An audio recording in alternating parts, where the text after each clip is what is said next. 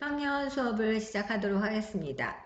우리가 현대시를 공부하다가 지금 이제 온라인 수업이 되었기 때문에 우리가 발표 수업 준비하던 거는 온라인 수업 끝난 다음 주에 발표를 하도록 하고, 오늘은 이제 다음 단원을 먼저 한번 좀 보도록 할게요. 자, 오늘 우리가 보게 될 것은 서사갈래인데요.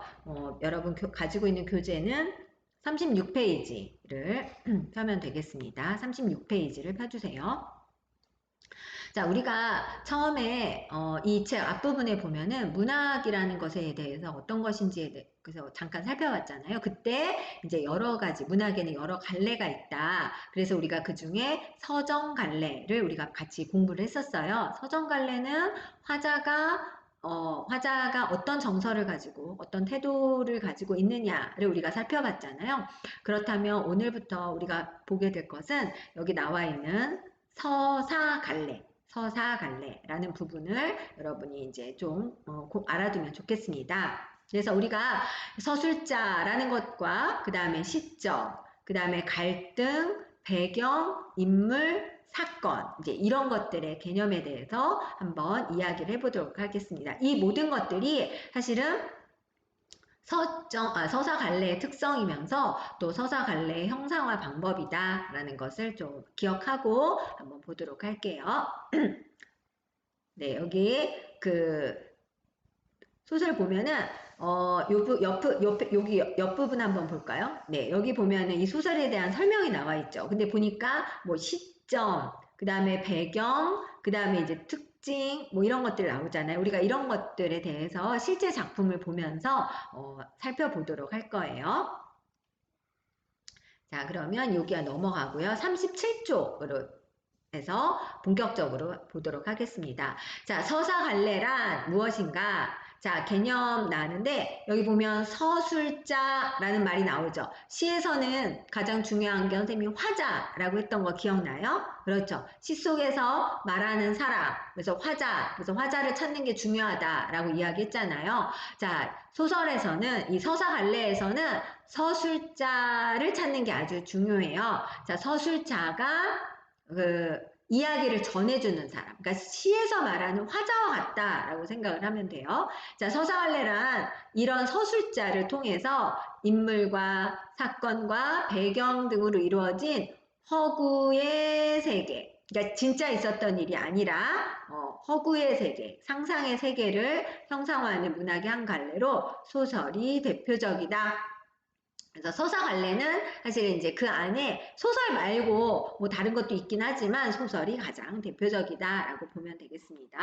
자, 그러면 우리가 서술자가 뭔지 좀 알아보고 넘어가야겠죠. 자, 서술자는 소설에서 사건을 이야기해주는 화자를 말한다. 그렇죠. 시에서 이야기해주는 사람 화자라고 했잖아요. 소설에서는 그것을 서술자라고 말한다는 거예요. 자, 서술자는 작품 세계를 전달하기 위해 작가가 가상으로 설정한 존재로, 우리가 화자도 작가랑 똑같은 거 아니라고 얘기했었잖아요. 그러니까 마찬가지로 서술자도 작가가 아니라 작가가 창조한 사람, 창조한 인물이다라고 보면 돼요. 그래서 작중 인물일 수도 있고 그렇지 않을 수도 있다라고 돼 있어요. 우리가 시에서 화자가 표면에 드러나느냐 그렇지 않느냐를 무엇을 보고 판단할 수 있다 그랬죠? 그쵸. 나라는 게 소설에 그러니까 시에 등장을 하면 우리가 화자가 드러났다라고 말하잖아요. 마찬가지로 이 서사갈래에서도 서술자가 작품 안에 실제로 서술자가 안에 있을 수도 있고 아니면 그렇지 않을 수도 있다라는 이야기예요. 이제 시랑 비교해서 생각해 보면 되겠습니다. 자, 그럼 이런 서사갈래의 특성을 살펴볼 텐데요. 현실을 반영해서 현실에 있을 법한 이야기로 꾸며낸 것이다. 그러니까 소설이라는 게 실제 이야기는 아니지만, 그래도 어딘가에서는 이런 일이 있을 것도 같아. 라는 이야기를 한다는 거죠. 뭐 전혀 뭐 우리의 세상에서는 이런 일은 절대 있을 수 없어. 뭐 이런 이런 것들은 그러니까 이런 서사갈래의 내용으로 잘 나오지 않는다는 거예요. 하다못해 SF나 뭐 판타지 소설 같은 것도 사실은 우리가 실제 생활에서는 있을 수 없지만 그래도 혹시 뭐 이런 일이 있을 수도 있지 않을까라고 상상할 수 있잖아요. 그러니까 현실에 있을 법한 이야기로 꾸며낸다. 그래서 이런 서사갈래 특성을 우리가 개연성이라고 해요. 있을 법한 이야기다라는 거. 자, 그 다음에 두 번째 특성은 고유한 개성을 지닌 인물이 배경 속에서 사건의 주체로서 행동한다. 그래서 서사관례에서는 무엇보다도 인물이 아주 중요해요. 예. 선생님 이 얘기는 몇 번 했었죠. 네. 자, 그 다음에 무엇을 중심으로 사건이 전개되냐면 이 서사관례에는 반드시 빠지면 안 되는 게 있는데 그게 뭐냐면 바로 이거야. 갈등, 갈등, 뭔가 대립. 모든 사람이 다 사이좋게 지내고, 모든 사람이 다 착하고, 이런 서사갈래는 없죠. 그러면 사실 그 누가 보겠어요? 재미없잖아요. 그렇죠. 뭔가 이렇게 서로 오해도 생기고, 서로 막 갈등도 일어나고, 막 그러면서 나중에 이제 그 갈등이 또 해결이 되고, 뭐 이러서 사람들이 보는 거잖아요. 자, 갈등을 중심으로 해설되고요. 사건이 전개되고요. 인물과 사건과 배경과 서술자 등의 요소이다. 예. 그래서 서사갈래가 그러니까 중요한 건 서사갈래가 소설이구나. 그냥 그 정도로 생각해 두면 좋을 것 같습니다. 여러분 소설은 많이 읽어봤을 테니까. 자, 그 다음에 아까 뭐 허구라는 말 했었잖아요. 허구라는 건 소설이나 희곡 등에서 실제로는 없는 사건인데 작가의 상상력으로 재창조해낸 이야기를 뜻한다. 그러니까 실제는 없었지만 작가가 상상해서 물론 그러니까 실제 있을 것 같은 이야기를 혹은 실제 있는 이야기를 또 작가가 재구성을 한다, 재창조한다. 예, 그런 걸 허구라고 볼 수 있습니다. 네, 자, 그래서 형상화 방식과 배경의 역할인데요. 여러분들 여기에서 요거 볼까요? 배경. 소설에서는 이 서사갈래에서는 배경이 나름 되게 중요할 때가 있어요. 음, 그러니까 모든 서사갈래 작품의 배경이 다 중요한 건 아니고 어떨 때는 배경이 좀 중요한 역할을 할 때가 있어요. 그래서 그 배경의 역할에 대해서만 좀 볼게요. 자, 작품의 전체적인 분위기를 형성해요. 그렇죠. 예를 들어서 어떤 작품은 작품 처음부터 끝까지 그 비가 많이 내려. 무슨 사건이 있을 때마다 무슨 이야기가 있을 때 항상 비가 내리는 어떤 그런 분위기를 연출해요. 그럼 뭔가 비가 계속 내리기 때문에 이제 뭔가 좀 약간 우울하고 이런 분위기가 그러니까 이제 소설 전반적으로 흘러간다. 그래서 작품의 전체적인 분위기를 형성하기도 하고요. 또 주제를 드러내기도 한다. 그래서 때로는 배경을 통해서 주제도 드러낼 수 있다라는 거. 자, 그 다음에 인물의 심리나, 그 다음에 사건 전개에 영향을 미친다. 네. 그 다음에 사건 전개에 개연성을 부여한다. 아까 개연성이 뭐라고 그랬죠? 있을 것 같은. 그럴 수밖에 없구나. 이런 것들을 이 배경이 제공해 준다라는 거예요. 사실 이거는 이제 여러분이 이렇게 떤 이론은 좀 알아두고요. 실제로 우리가 실제 작품에서 배경이 어떤 역할을 하고 있는지는 그때 살펴보도록 하겠습니다. 자, 다음은 그러면 선생님이 아주 중요하다고 했던 소설의 인물에 관해서 한번 살펴보도록 할게요. 소설에는 당연히 인물들이 나오죠. 그렇죠? 그게 하다못해 그 동물들이 나오는 거라도 어쨌든 동물들도 그 소설에서는 인물이잖아요. 그렇죠. 말도 하고 막 웃기도 하고 하잖아요. 그렇죠. 예. 그래서 이 소설에는 인물이 정말 중요한데 이 인물을 작가가 어떻게 표현해 주느냐. 여기 보면 인물 제시 방법이라고 나왔잖아요. 그러니까 작가가 이 인물들을 어떻게 표현하느냐에 따라서 크게 두 가지 방법이 있어요. 크게 두 가지. 첫 번째는 직접적 제시라고 하고요. 두 번째는 간접적 제시라고 해요. 이런 용어들은 여러분이 좀 익숙해지면 좋겠어요. 뭐 외울 것까지는 아니지만 그래도 우리가 구별할 수 있어야 되니까. 자, 직접적 제시는 말하기 방식이라고도 해요. 말하기 방식. 그리고 다른 말로는 예, 영어 써서 미안한데 어쨌든 텔링 뭐 이 정도 영어는 알겠죠? 텔링 말하기. 예, 말하기예요. 말하기를 이제 영어로 쓴 거야. 텔링이라고도 해요. 자, 그 다음에 두 번째는 간접적 제시라고 해서 보여주기. 그럼 보여주기는 그러면 이건 영어로 뭐라고 표현할 것 같아요? 여러분? 보여주다. 예. 예, 이건 쇼잉이라고 이야기를 해요. 예, 그래서 어쨌든 이렇게 직접 제시하는 방법과 그 다음에 간접으로 제시하는 방법이 있어요. 뭐를? 인물을. 인물을. 그러면 이제 이게 실제로 무슨 말인가 한번 볼게요. 자, 직접 제시는 서술자가 직접 설명해 주는 거야. 무엇을? 인물의 성격이나 아니면 인물의 특성이나 이런 것들을 직접 설명해 줘. 그래서 예를 들어 볼까요? 그도 이 집주인이 이리로 이사를 올 때 데리고 왔으니 진실하고 충성스러우며 부지런하고 세차다. 자, 그럼 봐봐. 그 사람에 대해서 뭐라고 얘기하고 있냐면 서술자가 지금 우리한테 이야기를 전해주는 사람이 뭐라고 하냐면 진실하고 충성스럽고 부지런하고 세차다라고 딱 말을 해준 거야. 우리가 어떤 소설의 내용을 보고 파악하는 게 아니라 이 사람은 착해. 이 사람은 못됐어. 뭐 이 사람은 나빠. 이 사람은 게을러. 이 사람은 부지런해. 이렇게 직접 이야기를 해주는 거. 이런 게 바로 직접적 제시예요. 자, 간접적 제시라는 것은 인물의 말 혹은 또 행동 이런 겉모습 이런 것을 통해서 이제 성격이나 특성을 간접적으로 드러내는 거야.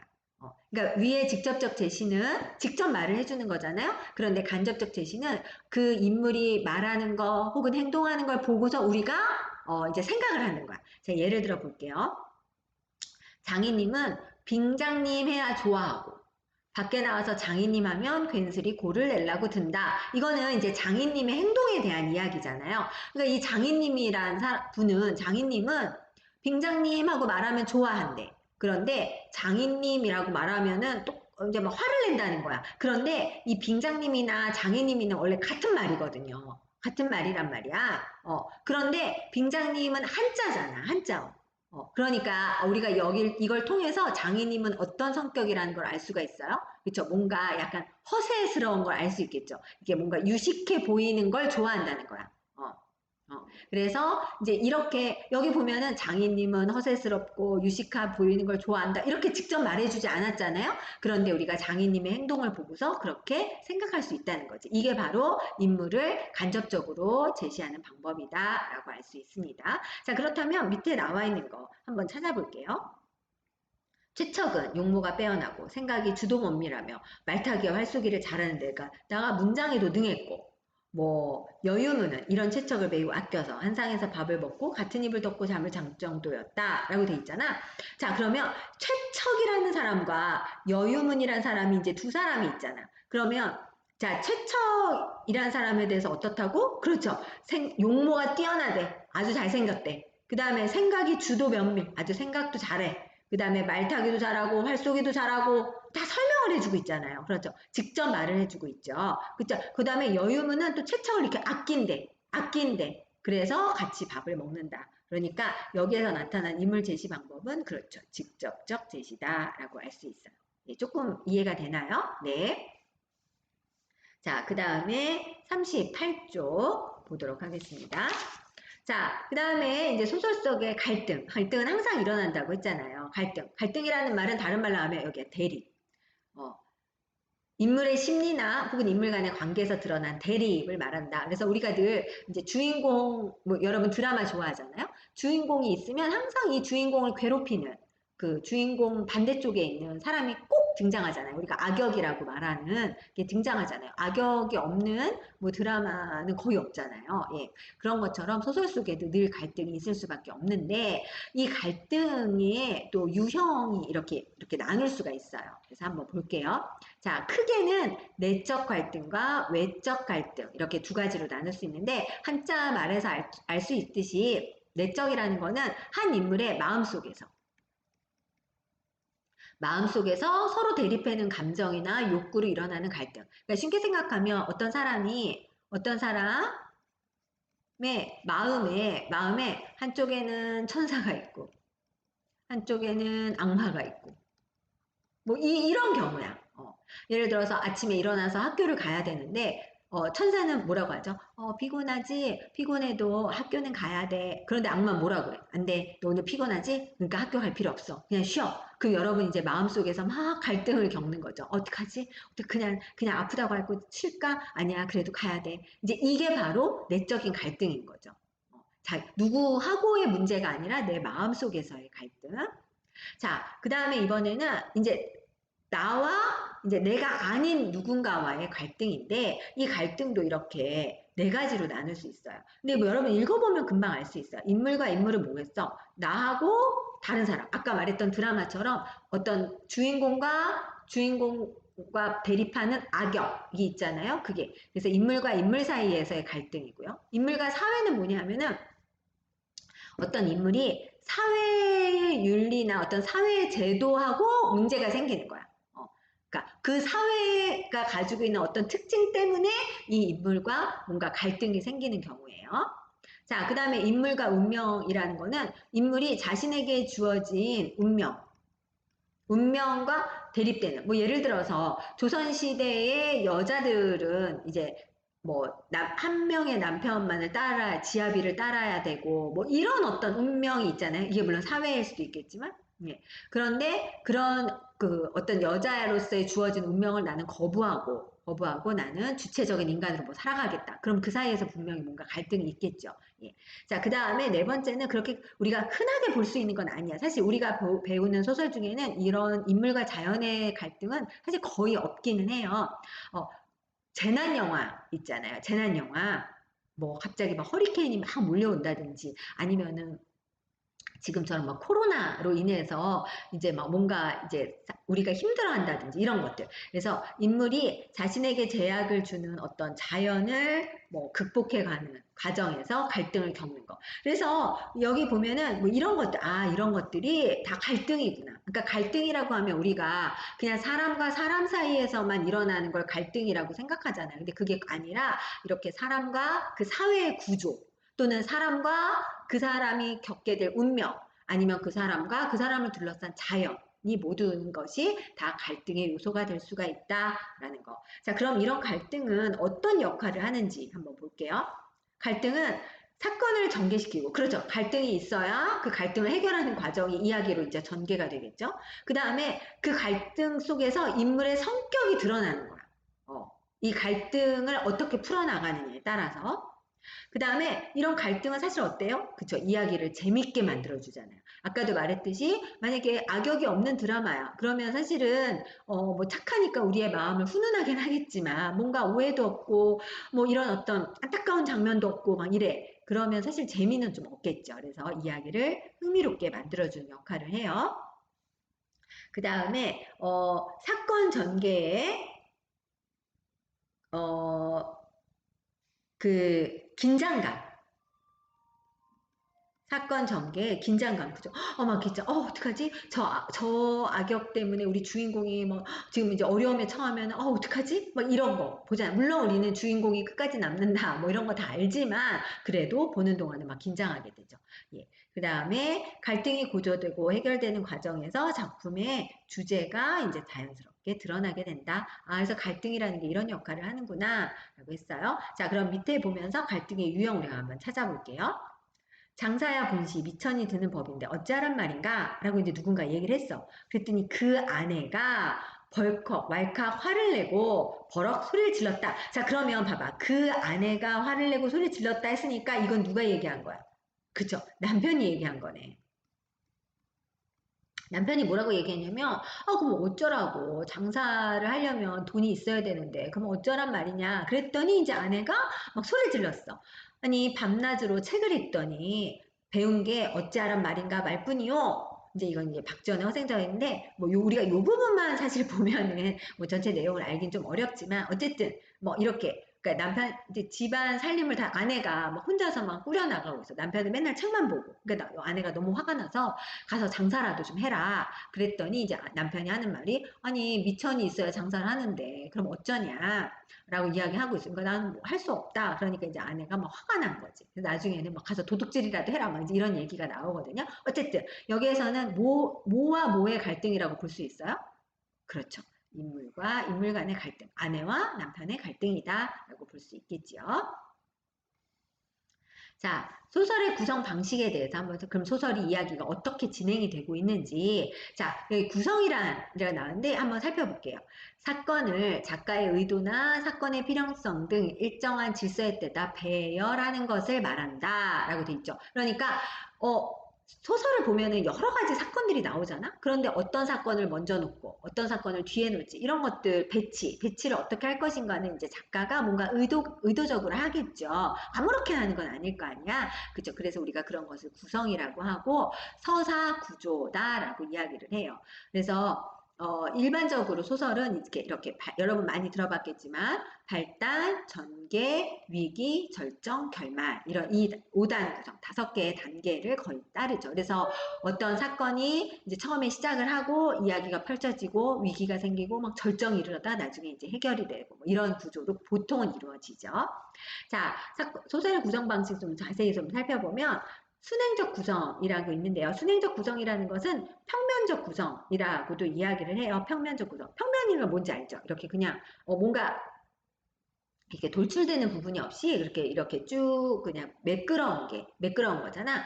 그래서 사건이 일어난 순서에 따라 그래서 순행이잖아. 순서에 따라 구성하는 방식으로 보통 어떤 사람이 태어나서 죽을 때까지의 그런 어떤 일대기를 그린 작품에 주로 사용을 하게 되죠. 예를 들어 춘향과 목령이 만나고 사랑했고 이별했고 또 다시 만나게 되는 것을 시간의 흐름에 따라서 구성하고 있죠. 그럼 이런 것들을 우리가 순행적 구성이다라고 이야기를 해요. 어쨌든 시간의 순서에 따라서 시간이 흘러가는 대로 이야기를 전한다. 자, 그런데 때로는 어떤 소설을 보면은 이야기가 진행이 되다가 시간의 순서대로 진행이 되다가 갑자기 과거로 넘어가는 경우도 있잖아요. 그렇죠. 그래서 과거를 회상하거나 그죠. 지금 이야기를 하다가, 내가 맞아. 뭐, 2년 전에 이런 일이 있었지? 하면서 또 2년 전 이야기를 하는 거. 그거는 시간의 순서대로 가는 게 아니라 시간이 이렇게 바뀐 거잖아. 그렇죠. 그래서 과거를 회상하거나 과거와 현재가 교차. 그러니까 과거를 갔다, 현재를 갔다, 다시 또 과거를 갔다. 이렇게 시간의 순서를 바꾸어서 구성하는 방식도 있는데, 이럴 때 우리는 이거를 역행적 구성이다라고 이야기를 해요. 시간의 순서를 바꿨다. 그리고 평면적 구성이 아니라 뭔가 좀 입체적이다라고 해서 입체적 구성이다라고도 이야기를 해요. 자, 그 다음에 세 번째를 보니까 바깥 이야기 속에 또 다른 이야기를 포함시켜 사건을 구성하는 방식인데 이제 이거야. 바깥의 이야기가 이렇게 있는데 안에 이야기가 또 있어. 그래서 우리가 이런 방식을 여기 딱 보면 사진 액자처럼 비슷하죠. 그래서 이런 것들을 액자식 구성이다라고 이야기를 해요. 자, 그래서 액자식 구성은 사실은 역행적 구성하고도 많이 관련이 돼 있기도 해요. 과거를 회상하는 장면이 또 나오기도 해요. 그래서 이제 이 두 가지는 비슷하기도 하고, 뭐 완전히 이렇게 딱 분리하기 좀 어려울 수도 있어요.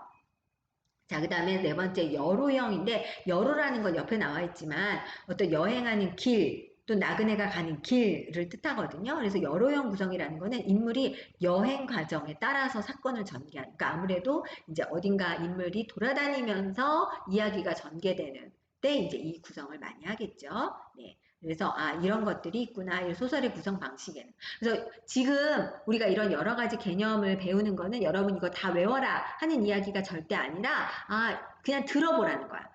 이런 개념들. 여로형 구성, 그 다음에 뭐 액제식 구성, 그 다음에 순행적, 뭐 평면적, 그 다음에 보여주기, 간접 제시, 뭐 이런 말들, 이런 용어 자체를 여러분들이 좀 익숙하게 받아들였으면 좋겠다라는 거예요. 자, 그러면 이제 39쪽으로 넘어가겠습니다. 자, 39쪽에 가면은 이제 소설에서 인물과 마찬가지로 굉장히 중요한 개념이 있는데 바로 시점이야. 소설의 시점. 자, 소설의 시점이라는 것은 자, 서술자가 사건을 바라보는 관점이라고 할 수 있는데요. 자, 그래서 이제 서술자가 누구냐, 그 다음에 어떻게 바라보느냐에 따라서 시점이 달라진다. 그래서 여러분 아마 중학교 때 소설을 배우면서 아마 시점을 배웠을 거예요. 그래서 뭐 크게 어렵진 않을 텐데 시점의 종류에는 이렇게 크게 네 가지가 있다. 네 가지가 있다. 자, 여기 보면은 이 두 가지가 같고요. 이제 이 두 가지가 같다라고 생각을 하면 돼요. 비슷하다라고 생각하면 되고, 이 두 가지는 1인칭 시점인데요. 1인칭. 1인칭이라는 게 1인칭이라는 말 자체가 나잖아. 나. 그렇죠. 그러니까 1인칭 시점은 작품 속에 나가 등장한다는 게 아주 중요해. 작품 속에 나가 등장해요. 작품 속에. 그래서 서술자가 나야. 서술자. 지금 이 이야기를 우리에게 전해주는 사람이 누구라고? 나라는 거야. 나. 자, 그런데 1인칭 주인공 시점은 서술자가 곧 주인공이야. 그러니까 자기의 경험을 직접 서술하는 거고요. 1인칭 관찰자 시점은 서술자가 나가 등장을 하긴 하지만 내 이야기를 하려는 게 아니라 주인공을 관찰하는 거야. 주인공은 따로 있어. 그래서 주인공을 관찰하여 서술하는 시점이다. 자, 3인칭 시점은 일단 서술자가 내가 아니야.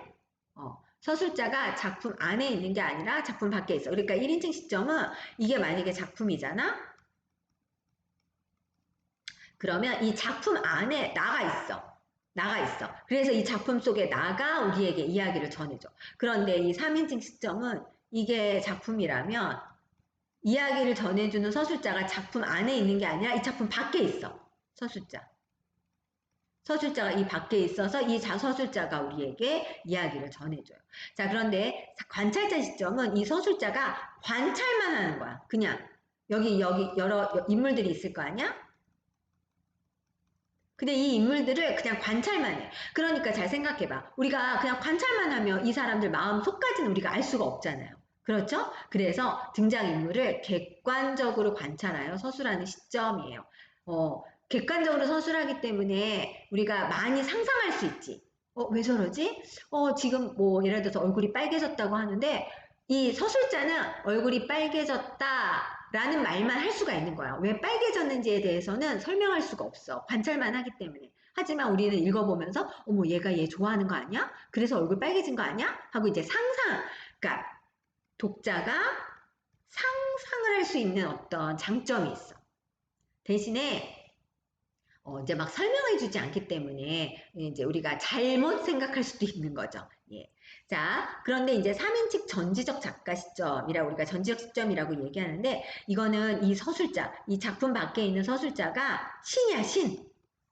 신. 신이야. 그래서 모르는 게 없어. 모르는 게 없어. 아까 이 관찰자 시점은 그냥 겉으로 보이는 것만 보여주는 거거든요. 손을 잡았네. 뭐 얼굴이 빨개졌네. 그냥 그것만 우리한테 전해주거든. 그런데 이 전지적 작가 시점은 모든 것을 아는 위치에 있어. 그래서 이 사람들의 속마음이 어떤지, 생각이 어떤지 이런 것까지도 우리한테 다 설명해줘. 그래서 등장인물의 심리까지 우리한테 이야기를 해주고 있다라고 볼 수가 있습니다. 예. 마음속까지 다 서술을 해주고 있어요. 예. 자, 그 다음에 옆에 보면 이제 인물에 대해서 나왔는데요. 이거 인물도 한번 살펴보도록 할게요. 자, 인물에 주동 인물이냐, 반동 인물이냐 이런 말 나오잖아. 그럼 주동 인물은 한마디로 말하면 주인공이야, 주인공. 주인공. 네, 주인공을 주동인물이다라고 그 소설을 이게 주도적으로 이끌어가고 있는 사람이라고 볼 수 있겠지. 반동인물은 주인공과 이제 반대되는 사람, 반대되는 사람, 주인공을 뭐 괴롭히거나 주인공과 막 갈등을 일으키는 사람을 반동인물이라고 이야기해요. 주동인물과 갈등 관계에 있는 사람. 자, 그 다음에 여기 보면 전형적 인물, 개성적 인물이다라고 나와 있잖아. 전형적 인물이라는 거는 이제 우리가 어떤 시대 혹은 어떤 계층이라면 이런 사람일 거야 하는 어떤 대표적인 사람. 요즘 신세대 하면 어떤 사람 이런 거 있잖아요. 요즘의 10대 그럼 어떻다 이런 거 있잖아. 그런 게 바로 전형적 인물이야. 요즘의 10대들은 이런 핸드폰을 아주 좋아하잖아요. 게임도 아주 좋아해. 그러면 만약에 그런 인물이 소설에 나오면 걔는 이제 전형적 인물인 거야. 그런데 요즘 10대인데도 핸드폰도 별로 안 좋아하고 막 게임도 별로 안 좋아해.